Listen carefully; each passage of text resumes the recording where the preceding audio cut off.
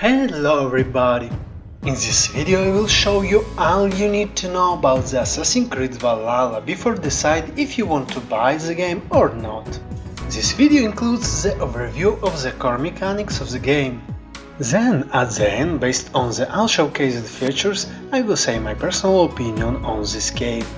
Personally, I highly recommend to watch the whole video before decide if you want to buy or not the game. Also feel free to leave what you think about it in the comment section. Otherwise, you can use the chapters in the timeline to skip to final judgment or the mechanics you want to view first. Now let's start from the stealth mechanics. A lot of people looking at the already available overviews think that the stealth fight is gone from Assassin's Creed, but they are highly wrong. In fact, when you approach a specific territory that you can ride or assault, you have a choice to use your horn and start a fight with your ride team. That can be for sure more exciting thanks to the action this type of fights gives you. Plus, it makes you feel to not play alone in this journey. But if you want, you can still sneak inside and deal with the soldiers like a ninja. Plus, differently to the past titles, this approach was enhanced better with some special features, like poison arrows that immediately will get out from combat your enemy. That is better to use on the soldiers that spot you before they will be able to call help. Also, in stealth approaches your bow damage is highly increased. This means that if you shot while out of combat, you will be able to one-shot biggest part of the enemy with headshots. Otherwise, you can use specific bow abilities to make it easier or even kill more enemies at once, like with the multiple arrow shot.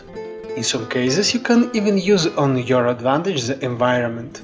For example, there are some big red jars you can shot in order to start a fire that can kill or distract the enemies nearby the explosion. Same for some handed supplies that you can release by shooting at the rope that as well can cause some fatalities.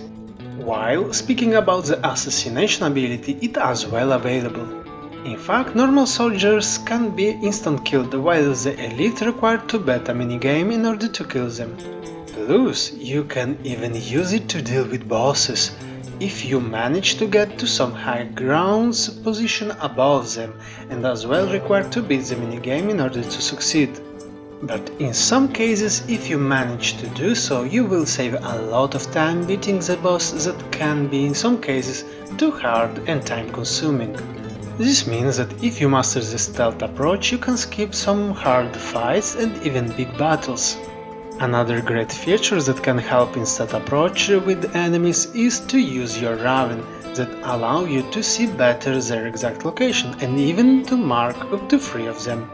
To finish, you can also call your raven to distract a soldier that will allow you to run toward him and use your assassination ability without being spotted. At this point, it's time to discuss the general fight mechanics. There are a lot of different types of enemies that use each different abilities, weapons and combo. This means that each fight can be completely different based on the type of enemy that you have to deal with. For example, to deal with enemies with strong shields, you can throw a spear to break it. But it also can be broken if you just attack it enough, but it will require more time. Also, you can use special arrows that stun the enemy that can be followed by the stun attack or stomp that usually will deal massive damage or even finish the enemy. In some cases, you can decide to use special abilities to even pierce the defenses of your enemy. Speaking about the defenses, even without the shields, the enemy has an armor that mitigates the damage you can deal to them. That will decrease over time, which each attack it mitigates. This means that you need to acquire specific weapons and abilities in order to deal with this problem as well. Keep in mind also that enemies can stun you and even immobilize by grabbing you. Meanwhile, some other soldiers can start to attack you, dealing a lot of damage. To make the fights even more challenging, biggest part of the quest, raids and assaults will require to beat a boss fight that will be each time hard. This is because each boss has its own special abilities that require to be studied in order to make a strategy to beat it. This means that in some cases you need to change your weapon and fight approach in order to be able to beat your opponent in higher game difficulties. Also, boss fights are enough common in Assassin's Creed Valhalla, so get ready to think about strategizing before even start a fight. Without mentions that your health can be restored only using your own supplies even outside of the fights. These supplies can be collected by picking up some mushrooms, berries and other consumables flora. This means that the health you can restore is limited to the supplies you have and can pick up during or outside of the fights. Time to speak about the equipment. In Assassin's Creed Valhalla, the equipment you can loot is considered a wealth. This means that you can't loot tons of equipment with different statistics. But each weapon you get has different uses, attack animation and become more powerful based on your statistics and how much you upgrade it. In order to upgrade your weapons, you need to use specific amount of required materials that you can collect from chests, hunting animals or breaking the metal nodes you can find spread out around the map. This brings us back to the strategizing how to deal with specific enemies that now make more sense with the fact that there are specific weapons that can use specific enemy weakness. For the equipment you can have one ranged weapon that can be a bow and one melee weapon for each hand. Changing the weapon will change the playstyle as well. This means that if you are bored with a specific playstyle, it is enough to change the weapons you use. To finish, you can hide any part of your equipment, not only the helmet having passed. And if you do so, the hidden equipment will continue to give you its bonuses, but it just can't be visible. This brings us to the skills and abilities mechanics. Each skill point you gain from quests or leveling can be invested in one of the three skills category: Wolf, Bear and Raven. Each skill point can be used on a specific statistic training or to discover new abilities. Training is a minor upgrade for your character that can increase melee, ranged, ability and stealth damage. Some increases the elemental damage like fire and poison. Others increase your maximum health, armor and even resistance based on the type of damage you receive. You can even enhance your proficiency with specific weapons. There are more passive training that make this skill tree really complicated and interesting to explore. Without speaking that you can't see all the skills you can unlock. This because around the skill tree there is a fog that hides all the skills until you unlock the closest point on its margin that will uncover more. This makes any activity that gives you skill points really important in order to increase your fighting power. Biggest part of them you can gain from exploration, solving mysteries, finding wealth and secrets around the territory. There is even some special books you can find in some of these locations that unlocks new or enhance already owned abilities. This brings us to the exploration of the open world that Ubisoft made for this game. There is a war fog on the map that you can uncover by just exploring the territory, in which case you will remove a small portion of it. But to make the exploration more efficient and faster is enough to reach the viewports. That, once inspected, will reveal a big portion of the map, displaying in it the wealth, mysteries and secrets location. For the wealth location you can find some chests and ability books. The first is used to find rare crafting components, weapons and, in case of the right chests, the supplies and raw materials that you exclusively need in order to upgrade your settlement. While the mysteries and the secrets are usually small side quests that will require to solve specific puzzle or deal with bosses.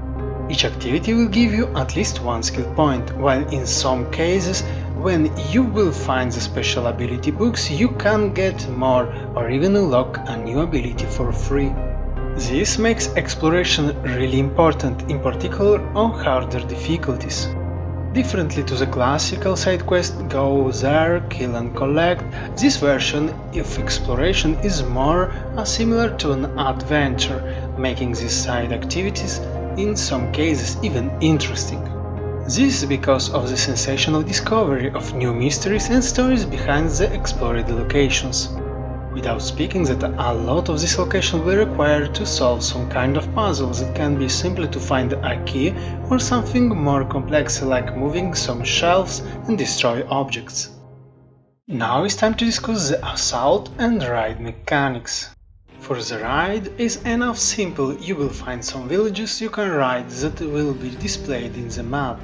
You go here, use your horn to call reinforcement and clear the village in order to get the special ride chest that contains the raw material and supplies you need to upgrade your settlement.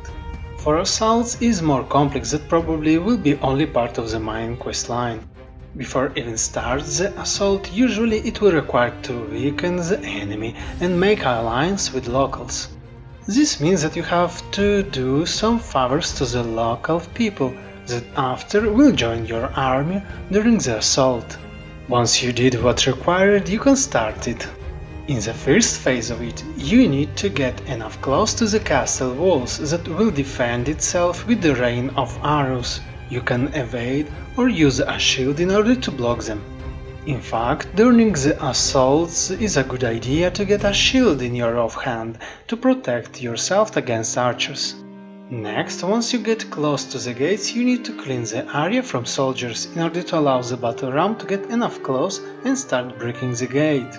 Once it's close to the gate, it will start to do its job, and once you clear the area, you can join them in order to control and speed up the process of breaking the gate. In meanwhile, you will be periodically attacked by fire arrows. In this case, you can use your shield in order to defend yourself. Also, in case on top of the gate will be some soldiers, they will start to turn down the burning oil in front of the gate.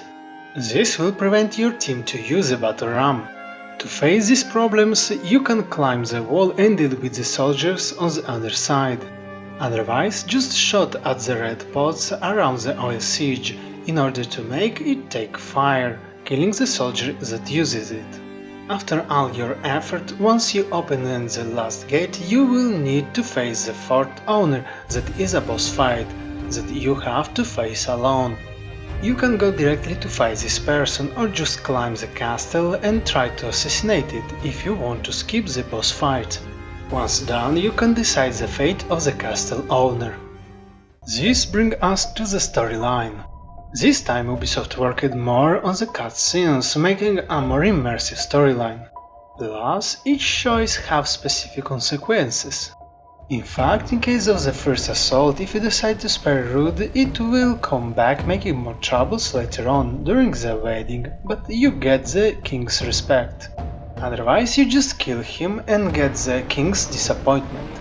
Another example of choice you can make in case of Rude rest alive, you have to choose if become the king's champion, thinking he can't win against Rude, or let him to face his opponent. In the first case, Rude will be killed by you. In the second case, the king will win the fight, spare Rude and banish him from his kingdom. The last option is the best ending, because Oswald will prove to be not only a good warrior, but also a good leader. Another new cool feature that is introduced with Assassin's Creed Valhalla are the challenges. Those are some minigames that you will get from specific characters that ask you to bet on your win.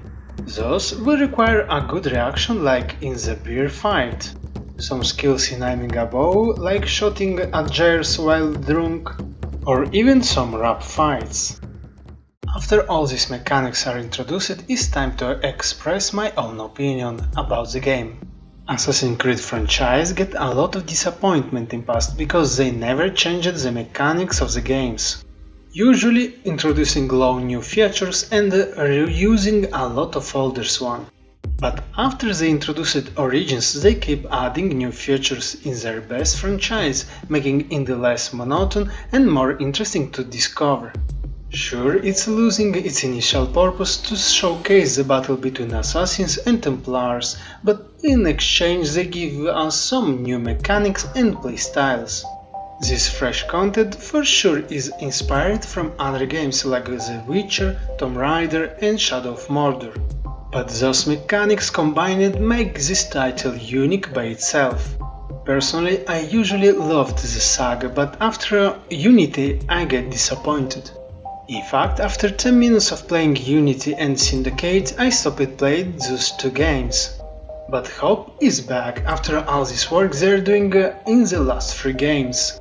I think after this they redeem themselves for all changes they are proving. So I have hope that they finally listening at his fan base, and I can't stress enough that Ubisoft finally going in the right direction. Sure, the RPG mechanics aren't appreciated by everyone, but it adds something special to this saga that in my case make it worth playing. So I will for sure play with pleasure this game from the day one. But for now I can't say anything bad about this game and hope that this judgment will keep the same after the game will be out.